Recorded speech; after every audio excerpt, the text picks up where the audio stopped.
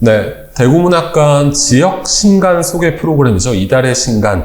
이달의 신간에서는 매월 소개된 이 지역 신간 가운데 한 권을 선정해서 책을 출간한 우리 지역의 작가분을 직접 모시고요. 이 책에 대한 이야기를 들어보는 이달의 작가 코너를 진행하고 있습니다. 이달에는 최근 새 시집이죠. 그 강변의 발자국을 출간한 우리 시인 이진혁 선생님을 모시고요. 이 책에 대한 이런저런 이야기들 좀 들어보도록 하겠습니다. 선생님 안녕하세요. 네, 안녕하세요. 네, 선생님. 먼저 선생님 새 시집이죠. 그 강변의 발자국. 이 책에 대한 좀 간략한 소개부터 좀 부탁드릴게요. 원래 제가 등단한 지가 30주년이 되거든요. 제가 1992년 시학이라는 그 시전문지를 통해서 등단했는데, 그래서 이제 등단 30주년이라는 그런 어떤 의미를 좀 찾고 싶고, 또 제가 교직에 있다가 퇴직한 지가 이제 3년 됐습니다. 그래서 시간적인 여유가 좀 있고 해서, 뭔가 좀 열매를 하나 맺어야 되지 않을까라고 생각하는 터에 이제 이 시집을 출간하게 됐거든요. 그래서 이 시집은, 1부에서 이제 4부까지 구성되어 있는데, 제 첫 시집부터 이번 시집까지 구성 방식이 거의 유사합니다. 1부에서 3부까지는 주로 인간의 그 실존적인 문제나 또 삶의 근원적인 문제, 또 우리 생명이나 생명에 대한 의지, 이런 것을 주로 이제 탐사했고요. 또 실존적인 문제에 너무 이렇게 몰입하다 보면은 우리가 이제 역사나 현실을 잊을 수가 있으니까 제 4부에서는 주로 이제 역사 또는 현실 인식에 대한 그런 시들을 좀 수록했거든요. 예컨대 우리 6.25와 같은 동족 상잔의 비극, 또 제 개인적인 가정사적인 비극, 6.25와 관련된 것, 또 우리 현실의 동시대의 부조리라든지, 또 인간의 위선이라든지, 이런 가면, 이런 것들을, 제가 직접적이지, 노골적이지는 않지만은 좀 상징적으로, 이렇게 덜추어보는 그런 작업을 주로 4부에서 좀 했거든요. 그래서 이 시집은 전체적으로, 인간의 실존적인 그런 근원적인 탐색을 하는 것이 이제 중심이 되고, 또 현실인식이 보조적인 역할을 수행하고 있다, 이렇게 말씀드릴 수 있습니다. 30년 기념도 되면서 동시에 기존의 작업들을 또 정리하는 그런 시집도 되겠네요. 이제 사실은 이제 그 강변의 발자국이라는 제목만 좀 들어봐도 이 시집이 좀 어떤 모습으로 펼쳐질지가 좀 대충 가늠이 되는데요. 그 동명의 표제작이죠. 그 강변의 발자국. 이 작품을 표제작으로 선정한 이유는 무엇인지, 그리고 이 작품에 대한 좀 간략한 소개까지 해주시면 좋을 것 같아요. 이 작품은 이제 제가 두 가지의 시간을 배치했거든요. 하나는 그 현재라는 공시적인 시간하고, 또 하나는 현재에서 미래로 이렇게 흘러가는 통시적인 시간을 이렇게 교차시켰는데, 제가 어느 날 이제 금호강변을 저녁 무렵에 산책하다가 그 금호강변의 그 물결이 저녁 노을에 이렇게 비쳐서 금빛으로 이렇게 반짝이는 걸 봤습니다. 그래서 그 물결이 마치 그 부싯돌에서 부딪히는 그 불꽃처럼 저한테 느껴졌고, 또 그 불꽃이 명멸하는 것을 보면서 이 지역 분지 사람들의 희로애락, 또 그 삶의 문제를 좀 조명해 봐야겠다. 그래서 이 지역 분지 사람들의 삶의 고뇌와 아픔들, 또 이 기쁨, 이런 것들이 이제 이 강물 속에서 이렇게 흘러가면서 또 시간이 지나면 그것들이 강바닥에 이제 깔아앉아서 하나의 유물처럼 남게 되죠. 그래서 먼 훗날에 어떤 미래 세대가 이 강변을 이제 산책하게 되면은 그 강바닥에 가라앉아 있는 그 분지 사람들의 고뇌와 술잔, 제 시에서는 술잔으로 표현했습니다. 술잔과 고뇌를 두레박으로 길어 올리면서 이제 옛날 사람들의 그 삶을 추적해보고, 또 제가 걸어간 그 금호강변의 발자국 소리를 구세인들이 그 시의 마지막 부분에 보면은 뜨거운 호미로 가슴에 담아본다고 되어 있거든요. 그냥 호미가 아니고 뜨거운 호미로 가슴에 담아본다는 것은 그 옛사람들과 그 당시 사람들이 단절된 것이 아니라 하나의 핏줄처럼 뜨겁게 연결된다. 그래서 저는 이 시에서 제가 그 베르그송이라는 사람의 그 순수주석이라는 프랑스 생철학자인데요.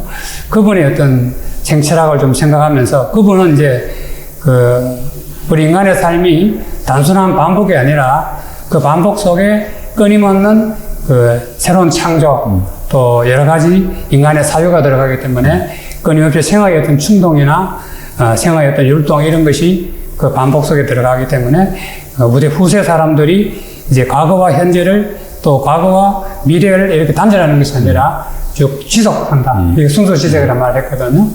그래서 저는 그런 어떤 생각들을 하면서 이 작품을 쓴 것 같습니다. 아마 아까 처음에 소개해 주신 시집 전반에 대한 소개를 감안해 보면 지금 설명해 주신 이 작품의 특징이 왜 이 작품이 표제작이 될 수밖에 없는지를 잘 보여줄 것 같은데요.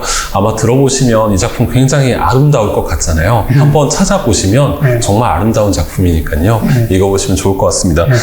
저는 개인적으로 시집을 읽으면서 가장 인상적이었던 부분은 이 시집에 수록된 거의 모든 시편들이 놀라울 만큼 차분한, 선생님 말씀도 굉장히 차분하시지만 굉장히 차분한 사유로 이루어졌다 있다는 건데요.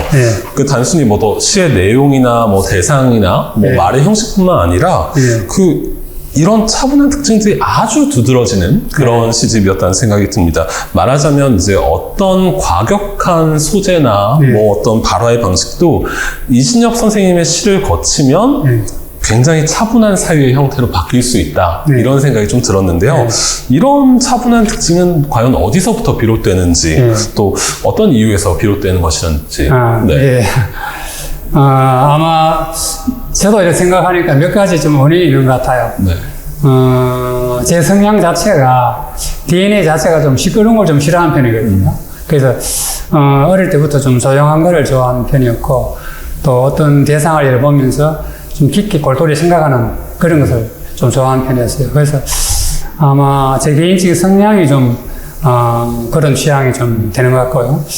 또 하나는 종교적인 문제인데 저희 집안이 이제 가톨릭 신앙을 가지고 있는 집안이거든요. 그래서 이 가톨릭은 좀 아주 시끄러운 그런 찬양이라든지 이런 걸 좀 별로 좋아하지 않고 묵상이라든지 관상 이런 것을 이제 좋아하기 때문에 제가 어릴 때부터 이제 그 어른들께서 그렇게 하는 것을 보면서 저도 모르게 자연스럽게 아마 그게 제 종교에서 어떤 저한테 체화가 된 것 같아요. 육화된 것 같아요.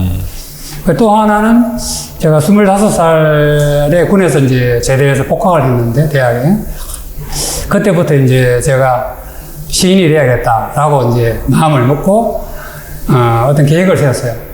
그래서 이제 시인이 되려면 언어를 잘 다루는 것도 중요하지만은 철학을 좀 바탕으로 해야 되지 않겠는가. 그래서 철학이라는 것은 이제 공부할 시간에 젊을 때 해놓은 게 좋지 나이 들면 힘들지 싶어서 그때부터 제가 관심을 가지고 국내 번역서들 좀 많이 읽었는데 주로 이제 생철학 계통의 니체라든지 키에르케고르, 쇼펜하우어 또 아까 말씀드린 베르크송이라든지 또 그 생철학이 파생한 실존 철학, 하이데거나 사르트르, 야스퍼스 이런 분들 또 그 뒤에 현상학, 후셀 이런 분들 책을 좀 많이 읽었거든요. 그분들의 철학적 경향이 이제 인간의 존재나 실존을 탐구하는 거기 때문에 자연스럽게 저한테 어떤 시끄러운 것보다는 과격한 그런 거거든요. 좀 깊게 생각하는 그런 어떤 취향을 준 것 같습니다. 아마 요즘 세상이 굉장히 시끄러운데 그런 속에서 아마 선생님 말씀대로 이 시집을 한번 읽어보시면 그런 시끄러운 세상과는 정반대로 굉장히 조용하고 차분한 느낌을 또 받으실 수 있을 것 같아요. 그러면 이전의 시집들과 비교해서 이번 시집에서 좀 달라진 점은 무엇이라고 보시는지요? 제가 지난 3, 4 시집에서는 집중적으로 탐구한 게 있는데 이제 숟가락이었습니다. 숟가락, 밥을 먹는 숟가락. 그 숟가락은 이제 밥을 먹는 도구지만은 우리 아침에 숟가락이 밥그릇에 이렇게 부딪히는 소리를 들으면 절에 스님들이 치는 목탁 소리. 그래서 이 목탁 소리는 절집에만 있는 것이 아니라 우리 삶에서 하루에 3번씩 우리가 목탁을 올린다.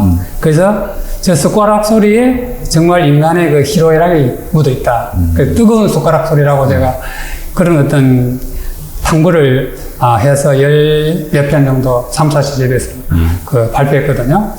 이번에는 이제 좀 물에 대한, 물을 좀 집중적으로 한번 탐구해보자 해서 시집 서두에도 보면은, 물의 살갗이라든지, 뭐, 물의 경전, 또 물의 이데아, 또 강, 호수, 고드름, 이런 물의 이미지가 많이 나오거든요.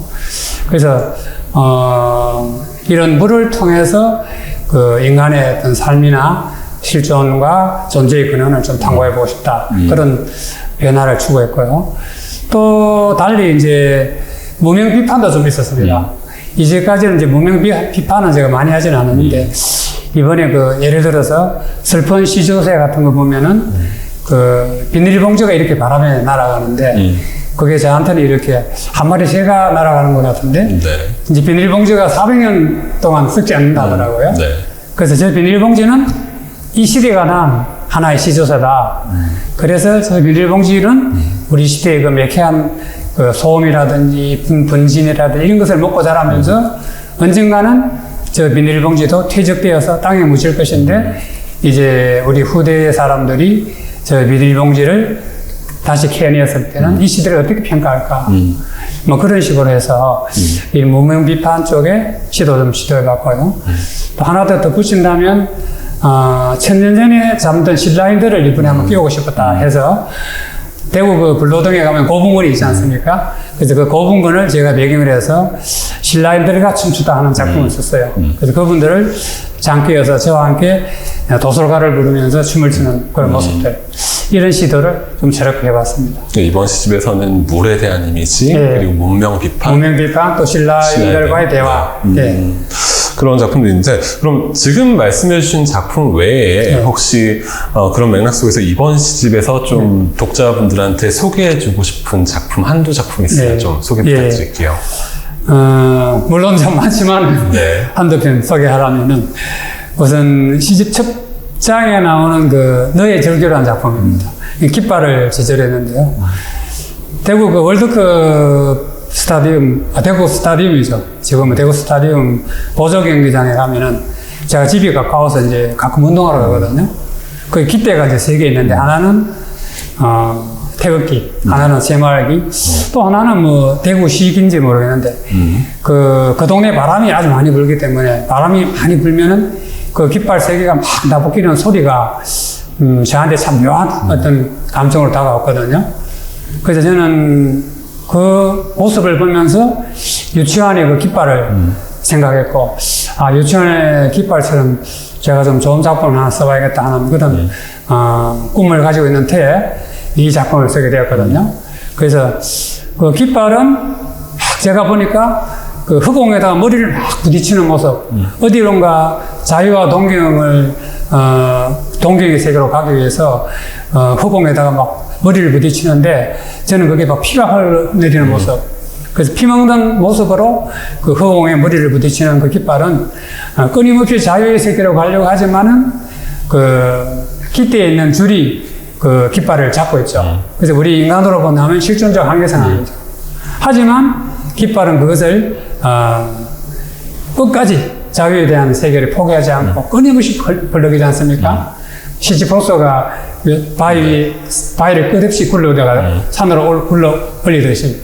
그래서 저는 이런 깃발이 벌럭이는 모습을 통해서 그 끊임없이 생활의 어떤 의지를 다짐하는 그런 인간의 삶의 모습, 그런 것을 우리가 읽어봐야겠다 하는 그런 의미에서 이 작품을 썼거든요. 또 다른 하나는 고구마 몸을 열라라는 작품이 있습니다. 그건 제가 하이데거의 그 예술 작품의 근원이라는 그 책을 보다가 하이데거 그 고어의 그 부드러운 그림을 평가한 그런 글이 있거든요. 저한테 굉장히 거기서 감동을 줬어요. 그래서 저도 한번 그 생각이 오래 제 마음속에 각인되어 있다가 어느 날 제 집에 사온 그 고구마, 헝거든 고구마를 보면서 고구마는 우리가 일상적으로 보면은 하나의 뿌리에 불과하지만 우리가 그 현상학적으로 우리 의식의 문을 열고 이제 고구마를 바라보면은 이때까지 뿌리라는 그 기존 개념을 판단 중지하고 다시 봤을 때 고구마는 자기의 몸을 열어준다. 그 열어주는데 거기에는 많은 이야기들이 있다. 예를 들어서 흙 속에 묻혔을 때 돼지의 그 숨소리라든지 그 그리스 철학에서는 가이아라 하지 않습니까? 돼지의 어머니. 가이아의 숨소리라든지 또는 햇빛을 막아주는 그 넝쿨들의 사랑 이야기 또 점점에 찍혀있는 멧돼지들의 발자국을 통해서 어떤 생명의 숨소리 이런 것들이 묻어 나오거든요. 그래서 우리가 일상적인 시각으로 봤을 때는 고구마는 뿌리지만은 좀 깊이 들여다 봤을 때는 많은 이야기들이 있다. 생의 울림이 있다. 예. 이렇게 해서 뭐 이 두 작품을 제가 네. 소개하고 싶습니다. 저도 그 두 작품 되게 인상적으로 읽었는데 네. 선생님 얘기 들으면서 느끼는 게 네. 선생님 시랑 선생님 설명해 주시는 거랑 거의 똑같습니다. 그러니까 낭독은 안 해주셨지만 네. 사실은 이 두 작품을 거의 소개를 다 해주신 거랑 네. 같다고 생각합니다. 네. 그 사실 책을 소개하는 방법 중에 가장 좋은 방법이요. 네. 그 이 책을 과연 어떤 독자들이 좋아할까라는 네. 관점에서 소개하는 거라고 생각하는데요. 네. 그 과연 그런 의미에서 이 책은 좀 어떤 독자분들이 읽으면 좋아하실까요? 예. 저는 작품을 쓸 때 제 나름대로 세 가지 모토가 있습니다. 그게 뭐냐면, 쉽게, 깊게, 아름답게. 시는 좀 쉽게 써야 된다. 너무 어렵게 쓰면은 독자와 소통이 안 되고, 중국의 그 당나라 백낙천 가던 시인은 시를 쓰다가 거리에 나와서 사람들을 보여주면서 어렵다고 하면 다시 정정했다 하거든요. 근데 너무 쉽게 쓰면은 또 시의 그 내용이라든지 부실해 줄 수 있지 않습니까? 그래서 좀 깊게 써야 된다. 그 시 속에 어떤 생애 철학이 있어야 된다. 또 쉽게 깊게 쓰더라도 시는 예술이거든요. 그 형상화가 제대로 돼야 된다. 네. 그래서 비유나 상징을 통해서 아름답게 직조해 가요. 우리가 뭐 배를 짜듯이 아름답게 직조해 가야 된다. 그래서 저는 이 세 가지 모토에 의해서 이제 시를 썼기 때문에 아마 대한민국 성인들은 누구나 제 시를 쉽게 좀 접근할 수 있을 것 같습니다. 근데 이제 특히 이제 아까 제가 말씀드린 대로 좀 표면적인 것에만 익숙해지다가 근원적인 문제를 좀 생각해 보고 싶다 하는 분들은 제 시집을 보면은 좀 좋을 것 같고요. 또 하나는 삶에 지친 분들이 뭔가 새로운 어떤 생명이나 새로운 어떤 생의 기운을 찾고 싶다. 그런 어떤 생각을 하시는 분들이 제 시집을 보면 아주 좀 유익할 것 같습니다. 정리하자면 네. 쉽고 깊고 아름다운 네. 걸 찾는 분들이 네. 아마 읽으시면 좋아할 시집이 네. 아닐까 싶은데요. 네. 끝으로 이제 이 책을 접할 독자분들에게 전하고 싶은 말씀 있으면 간단히 좀 전해주시죠. 예. 닥터 지바고 잘 아시지 않습니까? 네. 그 닥터 지바고를 쓴 파스텔은 낙하는 원래 시인이었죠. 시집도 많이 내고 또 닥터 지바고에 보면은 그분의 시가 10몇 편 나오는데요. 그분이 어느 날 그 청중들 앞에서 이제 자기 자작시를 낭송을 했을 때 몇 구절을 까먹었다고 합니다. 잊었는데 그 잊은 부분을 청중들이 같이 낭송하면서 시인과 청중이 혼연일체가 됐다는 제가 그걸 읽은 적이 있습니다. 저한테 굉장히 감명을 줬거든요. 그래서 우리 문화라는 것은 우리나라에서 특히 문화라 하면 뭐 이벤트 행사로 자꾸 끝나는데 그것이 아니라 독자들이 정말 이 시집을 좀 많이 사셔서 시를 좀 읽으면서 자기가 좋아하는 시들을 내면화시키고 또 그것들을 다른 분들에게 좀 이렇게 전달해서 가슴에서 가슴으로 이렇게 전달되는 시들 또 우리가 어떤 축제라든지 무슨 잔치라든지 이런 게 있으면은 어뢰의 제일 처음에 나오는 게 오프닝으로 노래를 하지 않습니까? 그게 아니라 자기가 좋아하는 시 한 편을 낭송할 수 있다든지 이렇게 해서 시가 좀 이렇게 독자들의 가슴에서 가슴으로 전달되는 그런 어떤 모양을 보이면서 문화의 재변 확대가 됐으면 좋겠습니다. 네, 이게 저의 바람입니다. 네. 꼭 그렇게 선생님께서 먼저 좀 해주시면 좋을 것 예. 같습니다.